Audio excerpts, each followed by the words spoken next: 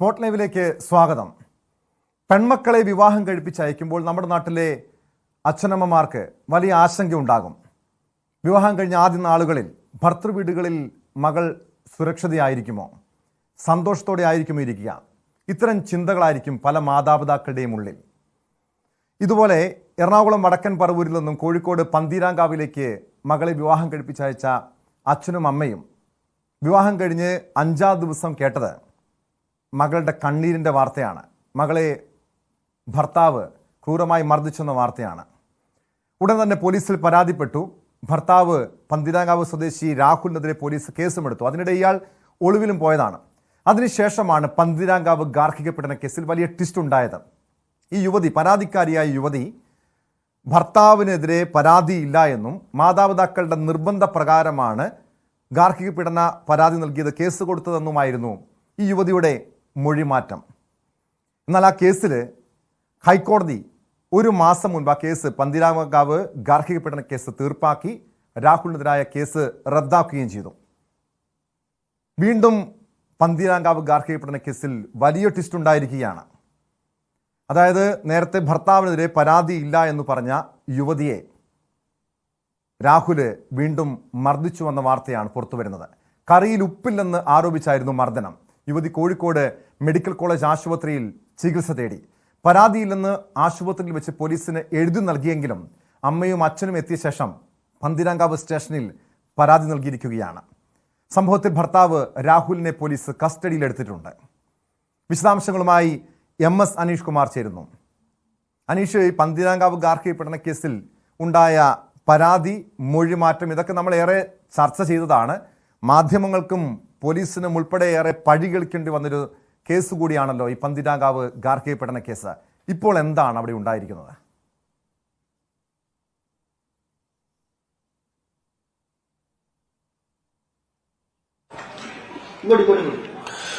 Tom, അങ്ങേയറ്റം നാടകീയമായ സംഭവങ്ങളാണ് ഇന്നലെ രാത്രി മുതൽ ഉണ്ടായിക്കൊണ്ടിരിക്കുന്നത്. നമുക്കറിയാം,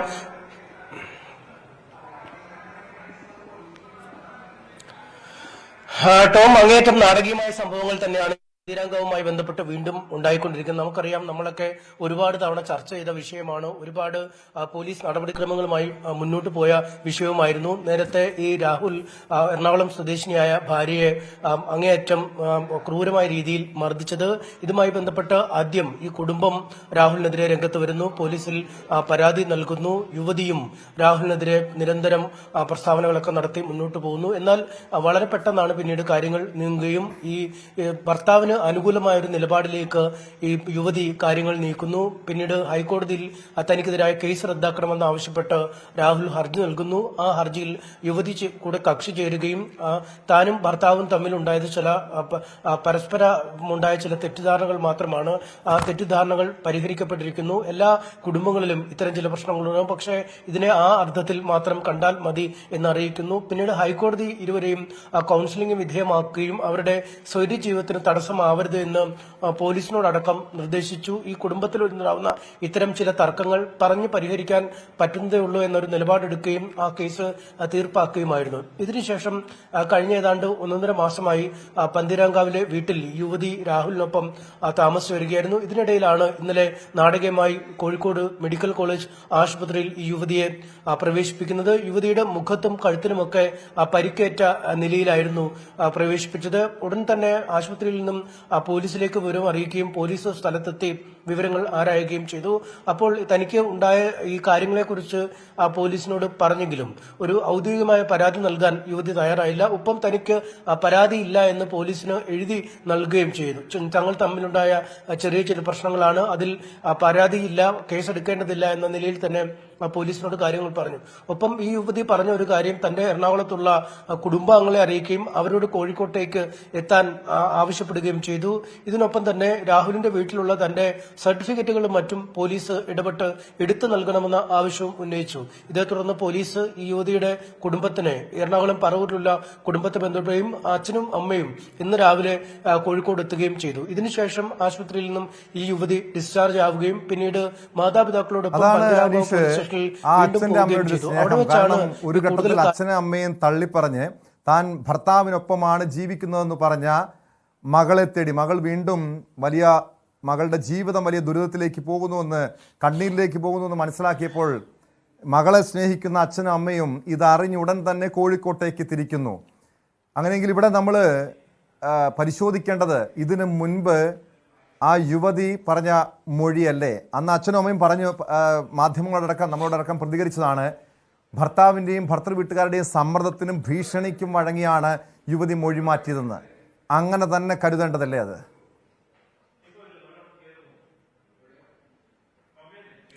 തീർച്ചയായും കഴിഞ്ഞ മെയ് മാസത്തിലാണ് ഇത്തരത്തിലൊരു പരാതിയുമായി ഈ പന്തിരാങ്കാവിൽ തങ്ങളുടെ മകൾ ക്രൂരമായ ഗാർഹിക പീഡനത്തിനിരയായി എന്ന പരാതിയുമായി ഈ എറണാകുളത്തുള്ള കുടുംബം രംഗത്തെത്തുന്നത്. അതേ തുടർന്ന് വലിയ വിവാദം തന്നെയാണ് വരുന്നത്. കാരണം വിസ്മയ കൊലക്കേസ് അടക്കമുള്ള ഈ സ്ത്രീധന പീഡനത്തിന്റെ പേരിലുള്ള നിരവധി സംഭവങ്ങൾ കേരളത്തിൽ ആവർത്തിക്കുന്നു. ഇതിനിടയിലാണ് ഇത്തരമൊരു ക്രൂരമായി ഒരു യുവതി പീഡിപ്പിയുടെ ഒപ്പം ഈ കഴുത്തിലും മറ്റുമൊക്കെ ബെൽറ്റ് ഉപയോഗിച്ച് കഴുത്ത് ഞെരിച്ചതിന്റെ പാടുകൾ, മുഖത്തൊക്കെ മർദ്ദനമേറ്റതിന്റെ പാടുകളൊക്കെ കണ്ടു. ഈ ചിത്രങ്ങൾ പുറത്തു വന്നപ്പോൾ തന്നെ കേരള സമൂഹം ഞെട്ടിത്തരിക്കുന്ന ഒരു അവസ്ഥയിലേക്ക് കാര്യങ്ങൾ നീങ്ങി.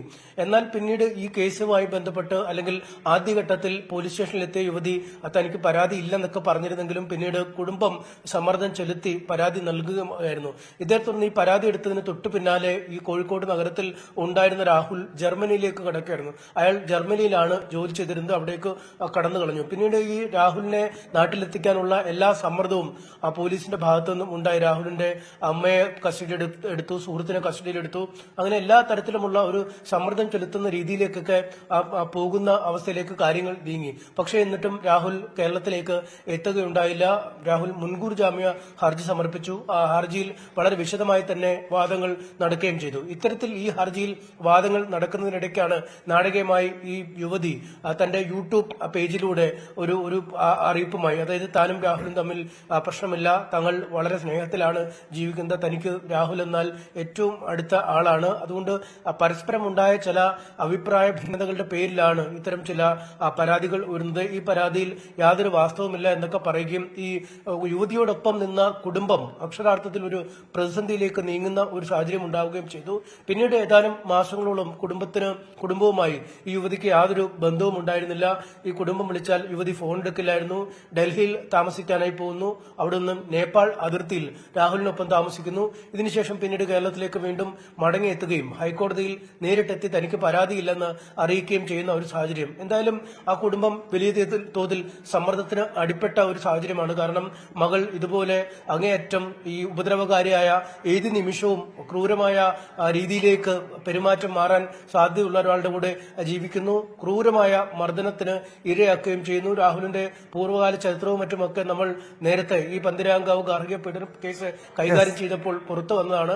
മറ്റൊരു യുവതിയുമായി ബംഗളൂരുവിൽ താമസിച്ചു എന്നടക്കമുള്ള ഗൌരവകരമായ കാര്യങ്ങളും പുറത്തു വന്നതാണ്. ഇതൊക്കെ മറന്നാണ് ആ കുടുംബം ഗതിയില്ല അല്ലെങ്കിൽ നിവൃത്തിയില്ലാതെ ഈ മകളുമായി പിരിയേണ്ടി വന്നത്. പക്ഷേ വീണ്ടും ഒരാപത്ത് വന്നപ്പോൾ ആ കുടുംബം തന്നെയാണ് ഇപ്പോൾ രാഹുലിന്റെ കയ്യിൽ നിന്നും പീഡനമേറ്റ ഈ കുട്ടിക്ക് രക്ഷക്കെത്തിയിരിക്കുന്നത്. വ്യക്തമാണ്. MS അനീഷ് കുമാറാണ് വിവരങ്ങൾ നൽകിയത്. അനീഷ് സൂചിപ്പിച്ചതുപോലെ ഏറെ നാടകീയമായ ഒരു സംഭവം തന്നെയായിരുന്നു പന്തിരാങ്കാവ് ഗാർഹിക പീഡന കേസ്. ഡോക്ടർ എൽസി ഉമ്മനും, മനഃശാസ്ത്രജ്ഞൻ ഡോക്ടർ എൽസി ഉമ്മനും റിട്ടയർഡ് പോലീസ് ഉദ്യോഗസ്ഥൻ ജോർജ് ജോസഫും സ്പോട്ട് ലൈവിൽ തത്സമയം ചേരുന്നുണ്ട്. ആദ്യം ഡോക്ടർ എൽസി ഉമ്മനിലേക്ക്.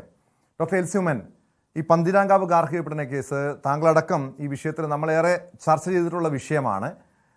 ഇതിനുണ്ടായ മൊഴിമാറ്റം, നാടകീയമായ സംഭവങ്ങൾ, പക്ഷെ ഏറ്റവും ഒടുവിൽ ഈ യുവതിക്ക് ക്രൂരമായ പീഡനം ഭർത്താവിൽ നിന്നും വീണ്ടും ഏൽക്കേണ്ടി വന്നു എന്നുള്ളതാണ് ഏറ്റവും ഒടുവിൽ പുറത്തു വരുന്ന വിവരങ്ങൾ. അങ്ങനെയെങ്കിൽ നേരത്തെ അവർ പറഞ്ഞത് ഈ യുവതി മൊഴി മാറ്റിയതൊക്കെ ഭർത്തൃ വീട്ടുകാരുടെ സമ്മർദ്ദവും ഭീഷണിയും മൂലമാണ് എന്ന് കരുതേണ്ടതാണ്. എന്തുകൊണ്ടായിരിക്കാം അന്ന് അത്രയധികം ക്രൂരമായ പീഡനങ്ങൾ ഏറ്റുവാങ്ങിയിട്ടും ക്രൂരമായ മർദ്ദനം ഭർത്താവിൻ്റെയും ഭർത്തൃ വീട്ടുകാരുടെയും ഭാഗത്തുനിന്നുണ്ടായിട്ടും സ്വന്തം മാതാപിതാക്കളെപ്പോലും തള്ളിപ്പറഞ്ഞ് ആ യുവതി അന്ന് മൊഴി മാറ്റിയത്? താങ്കൾ എന്താണ് കരുതുന്നത്? നോക്കൂ, ഇത് ഭീഷണിപ്പെടുത്തി മൊഴി മാറ്റി അല്ലെങ്കിൽ അതിനെക്കാട്ടിൽ ഉപരി നമ്മൾ മനസ്സിലാക്കേണ്ടത് ട്രോമ ബോണ്ടിങ് എന്ന് പറഞ്ഞൊരു സംഗതിയുണ്ട്. അതായത് ഇരയാക്കപ്പെട്ട ഒരു വിക്ടിംസിന് അവരെ ഉപദ്രവിച്ചവരോട് തോന്നുന്ന ഒരു മാനസിക അടുപ്പമാണ് ഈ ട്രോമ ബോണ്ടിങ് എന്ന് പറയുന്നത്.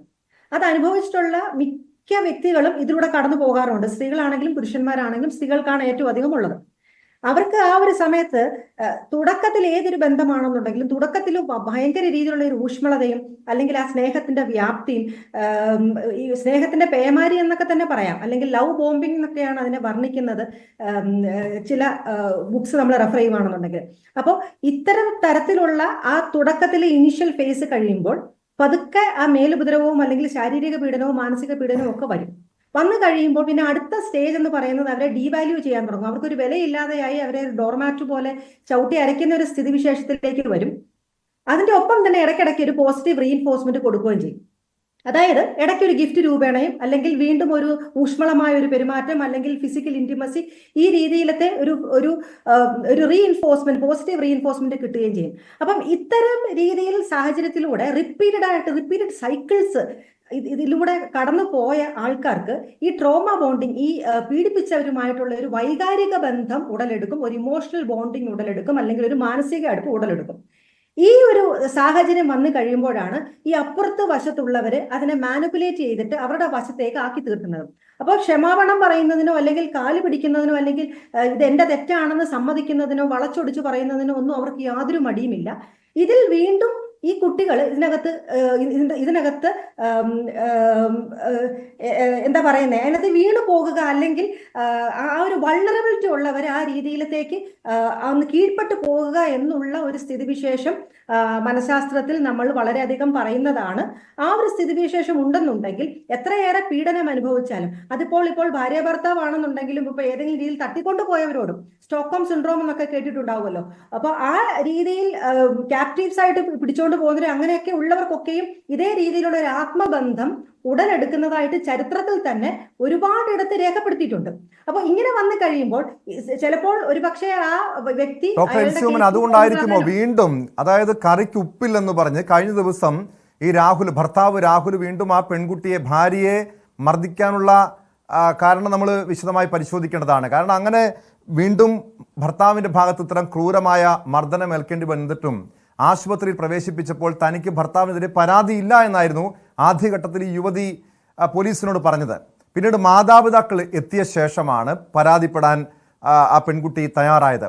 അവിടെ 2-3 രീതിയിലുള്ള സാഹചര്യങ്ങൾ പരിശോധിക്കണം. ഒന്ന്, സമൂഹ മാധ്യമങ്ങളടക്കം സ്വാഭാവികമായും വലിയ വിമർശനം ഏറ്റുവാങ്ങിയതാണ് ഈ കേസുമായി ബന്ധപ്പെട്ട്. ഈ നാടകീയമായ മൊഴിമാറ്റങ്ങളുടെ അടിസ്ഥാനത്തിൽ ഈ പെൺകുട്ടി, അത്തരം സൈബർ ആക്രമണം ഉണ്ടാകുമോ? പൊതുസമൂഹം തന്നെക്കുറിച്ച് എന്ത് കരുതുമോ?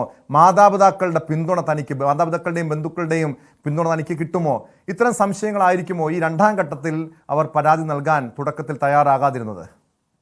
തീർച്ചയായിട്ടും 2ാം ഘട്ടത്തിൽ വന്നു കഴിഞ്ഞപ്പോൾ ഇവർ ശരിക്കും പറഞ്ഞാൽ പോലീസുകാരെ അപമാനിച്ചതിന് തുല്യമായിരുന്നു. അല്ലെങ്കിൽ കോടതിയിൽ പോയി ഇങ്ങനെ പറഞ്ഞു, ഇവർക്കൊപ്പം നിന്ന മാതാപിതാക്കളെ തള്ളിപ്പറഞ്ഞു. അപ്പൊ ഇവർക്ക് വേണ്ടിയിട്ട് അധ്വാനിച്ച പോലീസ് ഉദ്യോഗസ്ഥർ അനേകരുണ്ട്. അപ്പൊ അവരെയൊക്കെ വെട്ടിലാക്കിക്കൊണ്ടല്ലേ അന്നൊരു നിലപാട് മാറ്റം ഉണ്ടായത്. അപ്പോൾ തീർച്ചയായിട്ടും ഇനി ഒരു പ്രതിസന്ധി വരുമ്പോൾ അതിൽ നിന്നും എങ്ങനെയെങ്കിലും ഒഴിവാക്കാനുള്ള ഒരു മാർഗമല്ലേ നോക്കുകയുള്ളൂ. പരാതി പറയുകയോ അല്ലെങ്കിൽ ഇവർക്കെതിരെ പറയുകയോ ചെയ്യുവാണെങ്കിൽ വീണ്ടും കേസായി അല്ലെങ്കിൽ മറ്റു പ്രശ്നങ്ങളായി കോടതിയായി ആ രീതിയിലേക്ക് പോകാനായിട്ട് ഒരു പക്ഷേ താല്പര്യം ഉണ്ടാവില്ല. എങ്ങനെയെങ്കിലും ഒന്ന് അവസാനിപ്പിക്കാം എന്നുള്ളൊരു വ്യഗ്രതയായിരിക്കാം. 2ാമത്തെ കാര്യം എന്ന് പറഞ്ഞ പോലെ താങ്കൾ സൂചിപ്പിച്ചതുപോലെ മാതാപിതാക്കൾ ഏത് വശം നിൽക്കുമെന്നൊരു ഉറപ്പില്ലായിരിക്കാം. അപ്പൊ ഉറപ്പില്ലെങ്കിൽ എവിടെയെങ്കിലും ഒരു അത്താണി വേണ്ടേ? ചിലപ്പോൾ ഈ ആരും സ്വീകരിച്ചില്ലെങ്കിലും തിരിച്ച് ഈ വ്യക്തിയുമായിട്ട് തന്നെ തിരിച്ചു പോകേണ്ട ഒരു സാഹചര്യം വന്നാൽ ആ ഒരു സാഹചര്യവും കൂടെ മുൻകൂട്ടി കണക്കിലെടുത്ത് കാണും. അപ്പോൾ ടോട്ടലി ഒരു നിസ്സഹായാവസ്ഥയുടെ പുറത്ത് ആയിരിക്കാം ഒരു പക്ഷെ എനിക്ക് പരാതിയില്ല എന്ന് പറഞ്ഞത്. പിന്നെ അതിനെക്കാട്ടിലൊക്കെ ഉപരി ഞാൻ തുടക്കത്തിൽ പറഞ്ഞതുപോലെ ഈ തരത്തിലുള്ള 2ാമത് ഒരുമിച്ച് കഴിയുമ്പോഴും എപ്പിസോഡ്സ് ആയിട്ടാണ് ഇത് വരുന്നത്. ചില സമയത്ത് അമിതമായിട്ടുള്ള സ്നേഹവും വാത്സല്യവും അല്ലെങ്കിൽ സമ്മാനം കൊടുക്കുകയും ഗിഫ്റ്റ് കൊടുക്കുകയും ഉപകാരം കൊടുക്കുക, ആ തലത്തിലുള്ള ഇന്റിമസി ഒക്കെയും ഉണ്ടായി കഴിയുമ്പോൾ ഈ ഓർമ്മകളിൽ സൂക്ഷിക്കാൻ താല്പര്യമുള്ളത് അതന്നെയായിരിക്കും. എല്ലാ മനുഷ്യനും ഒരു പ്രതിസന്ധി വരുമ്പോൾ ഓടി ഒളിക്കാൻ ഉള്ള ഒരു പ്രതിരോധ ശക്തി ഏതൊരു മനുഷ്യനും ഉള്ളിലുള്ളതാണ്.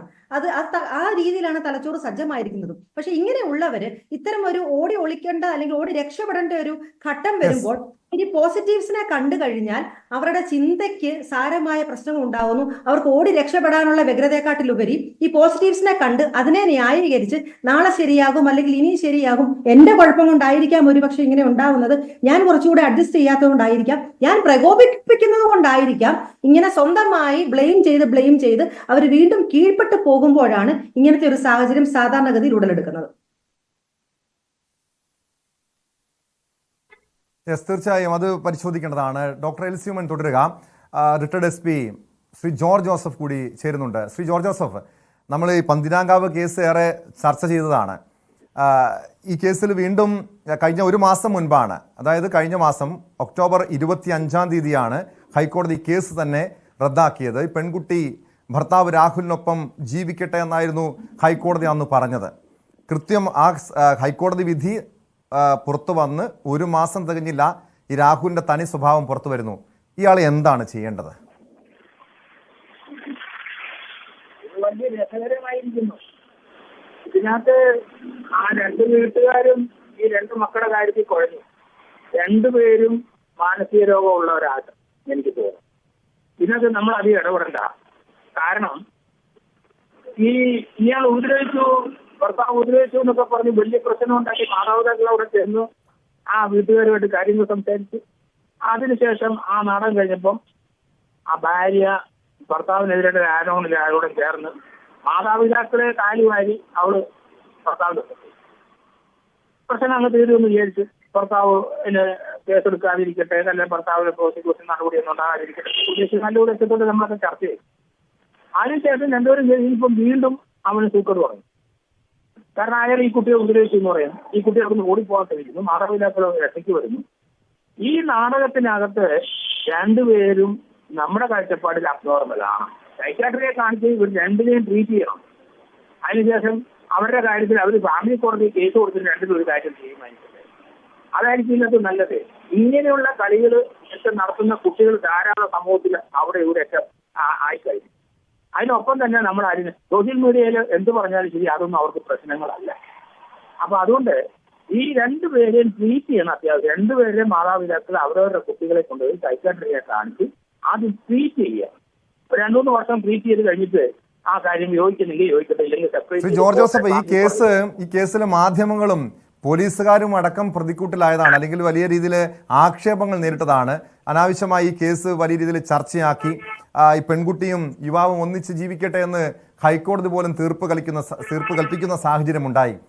ഇനി ഈ പെൺകുട്ടി ഇയാളുടെ ഭർത്താവ് രാഹുലിനൊപ്പം ജീവിക്കാൻ പോകുന്നത് സുരക്ഷിതമായിരിക്കുമോ? എന്തിനാ അങ്ങനെ ജീവിപ്പിക്കുന്നത്? സുരക്ഷിതമല്ലെന്ന് നമുക്ക് മനസ്സിലായില്ലേ. അയാളൊരു അബ്നോർമൽ മേനാണ്. അയാൾ അടിച്ചു പൂത്താവും. അതിനുശേഷം അയാൾ തെറ്റ് ചെയ്യുമ്പോൾ വയലന്റ് ആവും, ഉപദ്രവിക്കും, ചിലപ്പം കൊല്ലും. അതൊന്നും മനസ്സിലാകുന്നില്ല കുട്ടിക്ക്. അവരുടെ അപ്പനമ്മയ്ക്കൊക്കെ അത് മനസ്സിലാവുന്നുണ്ടെന്ന് എനിക്ക് തോന്നുന്നു. അതുകൊണ്ട് ആ രണ്ടുപേരെയും ട്രീറ്റ് ചെയ്യുക. ഈ കുട്ടിയെ പോയി അത്യാവശ്യം സൈക്കാട്രിനെ കാണിച്ച് ട്രീറ്റ് ചെയ്യുക. അതുകൊണ്ട് ഈ ഒരു ബന്ധം എന്തായാലും ഇപ്പം തന്നെ ഹൈക്കോടതി ഇവിടെ ഇടപെട്ട കേസാണ്. ഇപ്പോഴും അവര് കോടതിയുടെ ബഹുമാനമില്ല, അവർ തമ്മിലൊരു ബഹുമാനമില്ല. അത് എത്രയോ ആൾക്കാർ ഇത് അവരുടെ ബന്ധുക്കളൊക്കെ ഇടപെട്ടതാണ്. ഈ പ്രശ്നങ്ങൾ ഒന്നുകൂടെ വർഷമായി വന്നത് ഇത് രണ്ടും അബ്നോർമൽ ആണെന്ന് നമുക്ക് ക്ലിയർ അല്ലേ. അതുകൊണ്ട് ട്രീറ്റ്മെന്റ് ഒരു 2-3 വർഷം ചെയ്യട്ടെ, അത് കഴിഞ്ഞ് ആലോചിക്കാം.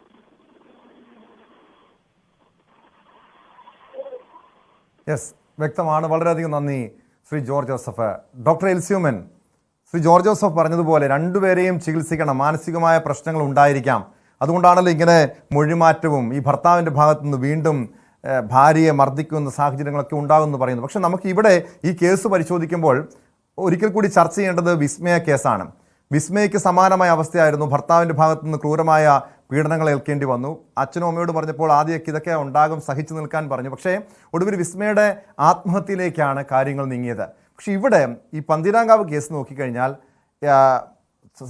അച്ഛനെയും അമ്മയെയും നാണം കെടുത്തിയ മകൾ എന്ന രീതിയിൽ സമൂഹ മാധ്യമങ്ങൾക്ക് ചർച്ച ചെയ്യപ്പെട്ടൊരു വിഷയമാണ്. പക്ഷേ ഈ അച്ഛനും അമ്മയും മകളോടുള്ള സ്നേഹം കാരണം വീണ്ടും ഈ കേസ് അറിഞ്ഞപ്പോൾ ഉടൻ തന്നെ അവിടേക്ക് ഓടിച്ചെല്ലുന്നു. ഒരുപക്ഷെ അവരുടെ മനസ്സിൽ വിസ്മയായിരിക്കുമോ ഉണ്ടായി കാണുക?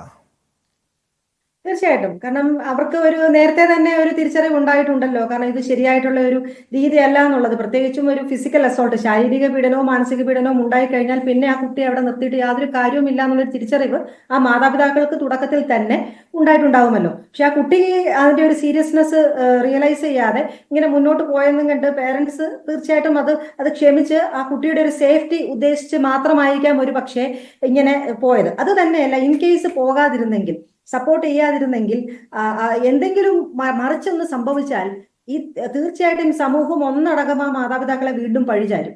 അവരൊന്ന് സപ്പോർട്ട് കൊടുത്തിരുന്നെങ്കിൽ, അല്ലെങ്കിൽ അവരൊന്ന് കേൾക്കാൻ തയ്യാറായിരുന്നെങ്കിൽ നമുക്കിത് പ്രിവെന്റ് ചെയ്യാമെന്നുള്ള എല്ലാവരും, സകല ആളുകളും അവരെ കുറ്റപ്പെടുത്തും. അപ്പോൾ അവര് വളരെ സെൻസിബിൾ ആയിട്ടുള്ള ഒരു സ്റ്റെപ്പ് തന്നെയാണ് ചെയ്തത്.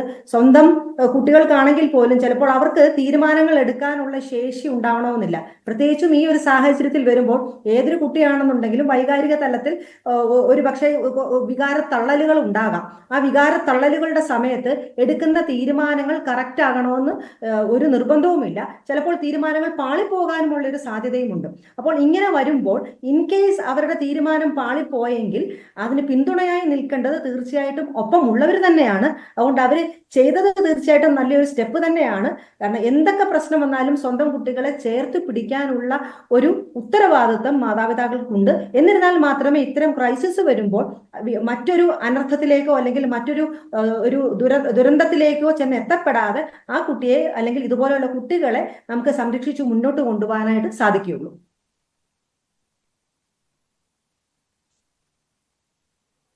വ്യക്തമാണ്. വളരെയധികം നന്ദി ഡോക്ടർ എൽസി ഉമ്മൻ. അതോടൊപ്പം റിട്ടയർഡ് പോലീസ് ഉദ്യോഗസ്ഥൻ ശ്രീ ജോർജ് ജോസഫുമാണ് ഈ വിഷയത്തിൽ പ്രതികരിച്ചത്. രണ്ടുപേരും സൂചിപ്പിക്കുന്ന പോലെ ഈ ഒരു മാനസികമായ വൈകല്യങ്ങൾ ഒരു പക്ഷേ ഈ രാഹുലിന് കാണാം. അതുകൊണ്ടായിരിക്കാം വീണ്ടും ഇതുപോലെ സ്വന്തം ഭാര്യയെ നിസാര പ്രശ്നങ്ങളുടെ പേരിൽ കറിയിൽ ഉപ്പില്ലെന്ന് പറഞ്ഞ് വീണ്ടും ആക്രമിക്കുന്നത്, വീണ്ടും മർദ്ദിക്കുന്നത്. പക്ഷേ ഈ വിഷയമേറെ ഗൗരവത്തോടെ കാണേണ്ടതാണ്. മാധ്യമങ്ങൾ വീണ്ടും ഇത് ചർച്ച ചെയ്യുന്നത് ഇതുപോലെ പല പെൺകുട്ടികളും ഒരുപക്ഷെ ഇരകളാകപ്പെടാം. ഈ പന്തിരാങ്കാവിലെ കേസ് പോലെ മാതാപിതാക്കളുടെ ഒരു പിന്തുണ അവർക്ക് ആവശ്യമാണ്. അതല്ലെങ്കിൽ ഒരുപക്ഷെ ആരുടെയും സഹായമില്ലെങ്കിൽ ആത്മഹത്യയെക്കുറിച്ച് പോലും ചിന്തിക്കുന്ന സാഹചര്യം ഉണ്ടാകാം. വാട്സാപ്പ് ഹാക്ക് ചെയ്ത് പണം തട്ടുന്ന സംഭവങ്ങൾ കേരളത്തിൽ വർദ്ധിക്കുകയാണ്. ആ വാർത്ത പരിശോധിക്കാം.